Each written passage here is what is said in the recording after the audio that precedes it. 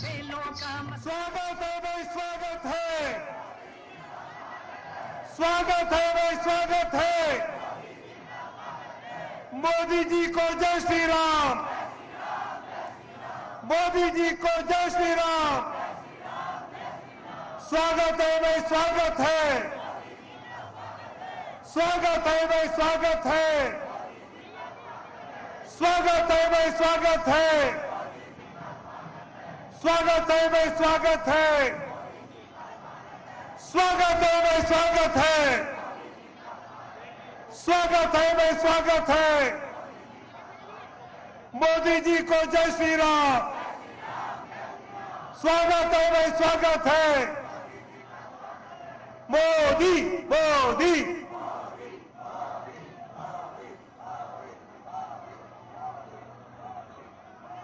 अरे स्वागत है भाई, स्वागत है,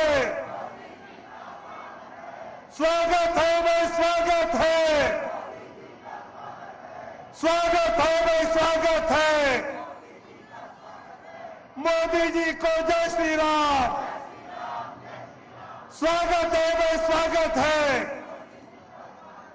स्वागत है। बीजेपी मुख्यालय पहुंचे हैं प्रधानमंत्री नरेंद्र मोदी और इसी के साथ स्पेशल रिपोर्ट की आज शुरुआत हो रही है, क्योंकि त्रिपुरा और नागालैंड में मिली जीत के बाद प्रधानमंत्री नरेंद्र मोदी बीजेपी हेडक्वार्टर पहुंचे हैं और बीजेपी मुख्यालय में कार्यकर्ताओं की तरफ से उन्हें सम्मानित किया जा रहा है। नारे भी जो लग रहे हैं वहां पर आप सुन रहे हैं, स्वागत है भाई, स्वागत है, मोदी जी का स्वागत है। नरेंद्र मोदी और इनके इर्द गिर्द भारतीय जनता पार्टी की राजनीति की घूमती तस्वीर है ये, जिसमें आप देख रहे हैं पीएम बीजेपी दफ्तर पहुंचते हैं और उनका भव्य स्वागत होता है। पीछे से बाकायदा अनाउंसमेंट किया जा रहा है उनके स्वागत का, यानी इन राज्यों में जीत का श्रेय पार्टी की तरफ से प्रधानमंत्री नरेंद्र मोदी को देते हुए, और वहां पर तमाम जगहों पर पोस्टर्स में भी पीएम मोदी की ही तस्वीर लगी थी।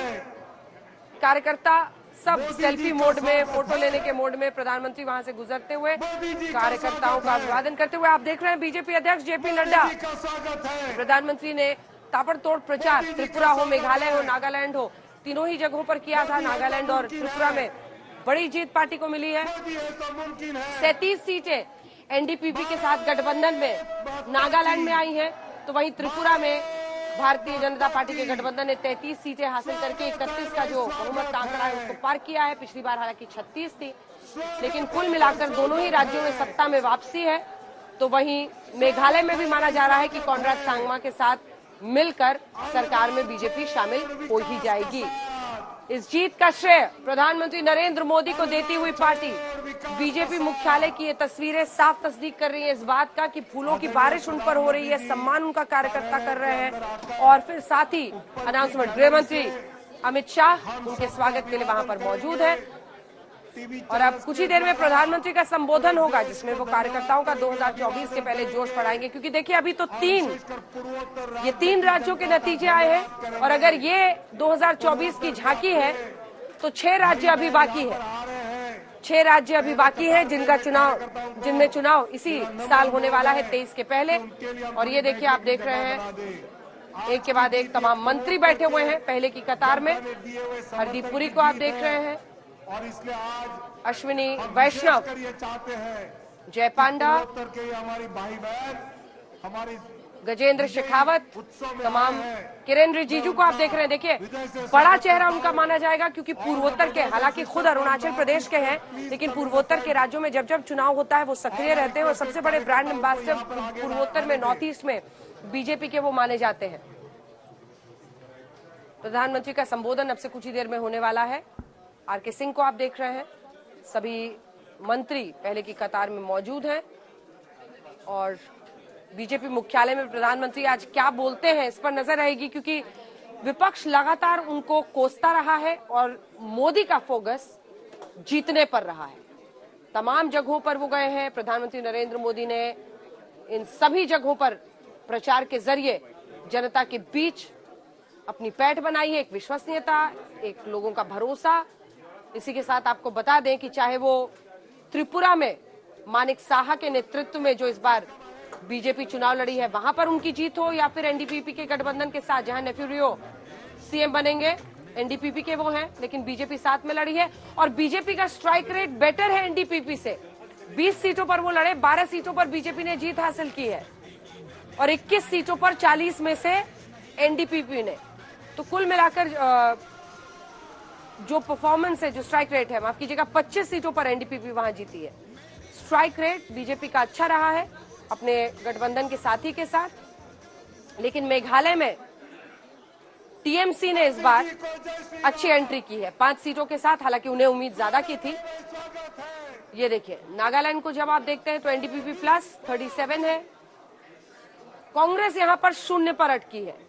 मेघालय में कांग्रेस 21 से 5 पर फिसल गई है, एनपीपी 26 पर है, कॉनराड सांगमा की पार्टी। और ये देखिए त्रिपुरा, जहां पर टीएमपी टिपरा मोथा जो है प्रद्योत माणिक्य की, उसने 13 सीटें हासिल की है। और गीत के साथ, स्वागत के गीत के साथ और स्वागत के नारों के साथ प्रधानमंत्री नरेंद्र मोदी की एंट्री हुई है। नागालैंड जैसे राज्यों में एफ्स्पा को रोल आउट करने का जो फैसला था गृह मंत्री का, वो भी काम आया है। और बीजेपी अध्यक्ष जेपी नड्डा ने भी बढ़ चढ़कर प्रचार पूर्वोत्तर के इन राज्यों में किया है और बड़ी जीत कहलाएगी, क्योंकि चाहे वो त्रिपुरा हो या फिर नागालैंड हो, दोनों में स्पष्ट जनादेश के साथ बीजेपी की वापसी हुई है। और अगर हम पूरे राष्ट्रीय सिनेरियो को इस बीच देखें तो एक तरफ अडानी के मुद्दे पर विपक्ष सरकार को घेर रहा था, दूसरी तरफ राहुल गांधी भारत जोड़ो यात्रा निकाल रहे हैं। लेकिन इन सब के बावजूद बीजेपी ने वहां पर जीत हासिल की है और 2 पूर्वोत्तर के अहम राज्यों में। और अगर हम आपको नक्शा दिखाएंगे तो पूर्वोत्तर के राज्यों में अब बीजेपी का रंग पूरी तरह से चढ़ता हुआ दिखाई दे रहा है। मेघालय के बारे में भी जानकारी आई, खुद सीएम हेमंत बिस्वा शर्मा ने ट्वीट करके जानकारी दी है कि कॉनराड सांगमा, जिनकी पार्टी सबसे बड़ी पार्टी है, उन्होंने अमित शाह से बात की है।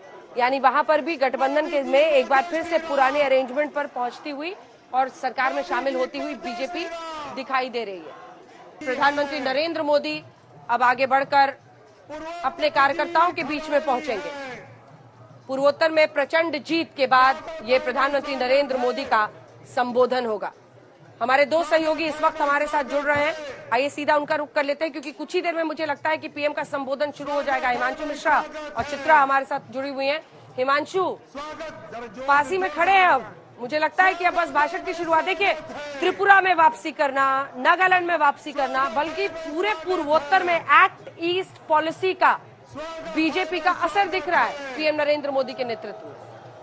ये प्रधानमंत्री पहुंच चुके हैं और ये देखिए कार्यकर्ताओं के सामने अब वो उनका अभिनंदन करते हुए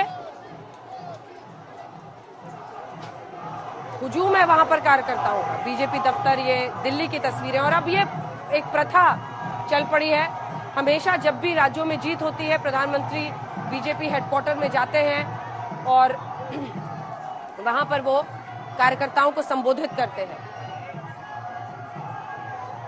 प्रधानमंत्री नरेंद्र मोदी की लोकप्रियता और उनका चेहरा चुनावों में जीत हासिल करने में शायद सबसे बड़ा हथियार है भारतीय जनता पार्टी के लिए। और चाहे वो मानिक साहा हो त्रिपुरा में, या फिर नेफ्यू रियो हो नागालैंड में, या फिर मेघालय में हो सकता है कॉनराड सांगमा के साथ बीजेपी जुड़ जाए, लेकिन प्रधानमंत्री नरेंद्र मोदी का चेहरा बीजेपी तमाम राज्यों में डालती है। और ये मंत्रियों की पूरी कतार वहां पर खड़ी है। पूर्वोत्तर के राज्यों में जीत के बाद अब पीएम का संबोधन यहां पर होने वाला है और स्वागत है कि नारे एक बार फिर से वहां पर गूंजते हुए दिखाई दे रहे हैं। हिमांशु, जबरदस्त जोश है वहां पर कार्यकर्ताओं में, मुझे लगता है कुछ सेकंड्स का इंतजार है, उसके बाद संबोधन शुरू ही होने वाला है। जल्दी से एक रिएक्शन दिखा दीजिए।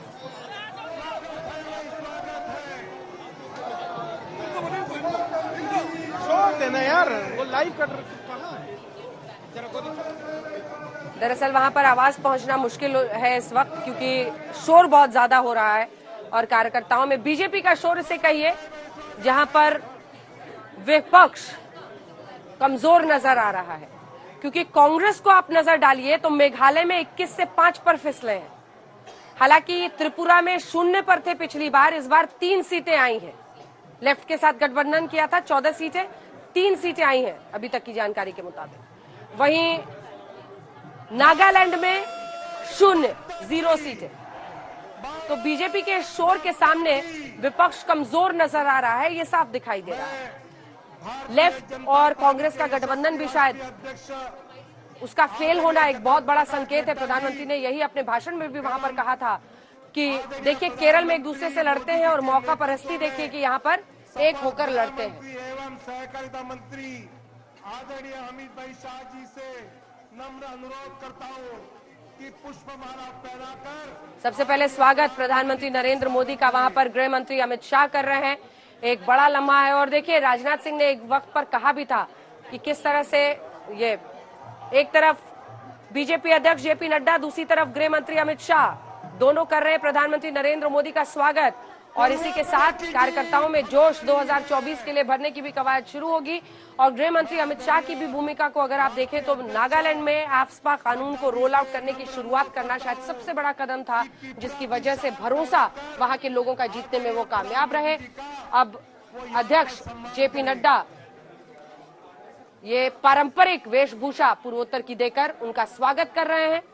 और आज देखिए खास लिबास सभी ने पूर्वोत्तर के राज्यों की पहनी हुई है, जिसमें वहीं के शॉल के साथ एक संदेश भी दिया जा रहा है। प्रधानमंत्री ने हमेशा एक्ट ईस्ट पॉलिसी को फॉलो किया है, जिसमें वो ये मानते हैं कि पूर्वोत्तर के राज्यों को इससे पहले की सरकारों ने दरकिनार कर दिया था